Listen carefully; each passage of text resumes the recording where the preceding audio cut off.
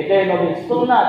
আর দেখেন, আমি আপনি মুসলমানের সন্তান, একটা পাঞ্জাবি গায়ে দিতে মন চায় না, কিন্তু সেই ব্রাজিল আর্জেন্টিনার যে জার্সি যারা পরিধান করে, তাদেরকে আমি আপনি মহব্বত করি, যে আমি ব্রাজিল করি, আমি আর্জেন্টিনা করি, তাদের সেই পোশাক আমি আপনি পরিধান করতেছি।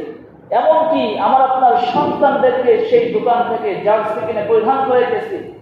আরে মিয়া, সামান্য একটু দুনিয়ার নিজামে তো বুঝে আসলে হয়।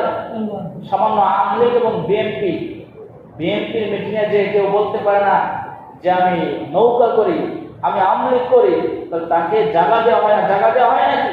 আরে মিয়া, তোমার বাড়ি গোপালগঞ্জ, তুমি গোপালগঞ্জে আওয়ামী লীগ করো, ফরিদপুর তোমার কোনো স্থান নাই, এমনটা হচ্ছে না?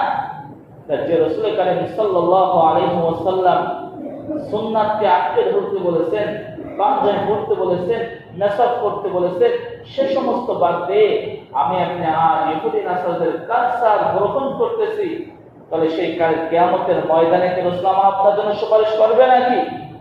দুনিয়ার এই যুগ বিবেকে যদি বুঝে আসে, আপনার কেউ জামাত করে বিএনপির লোক দেখতে পারতেছে না, বিএনপি যদি করে জামাতটাকে দেখতে পারতেছে না, সে আমাদের অনুসরণ না। তা আমি আপনি যে ইহুদি নাসারদের খ্রিস্টানদের কালচার গ্রহণ করতেছি, আল্লাহ রাসূল কি আমাকে আপনাকে সুপারিশ করবে নাকি? কখনোই সুপারিশ করবে না। এর জন্য নবীর সুন্নাতের জীবন গর্ব দিন ইনশাআল্লাহ।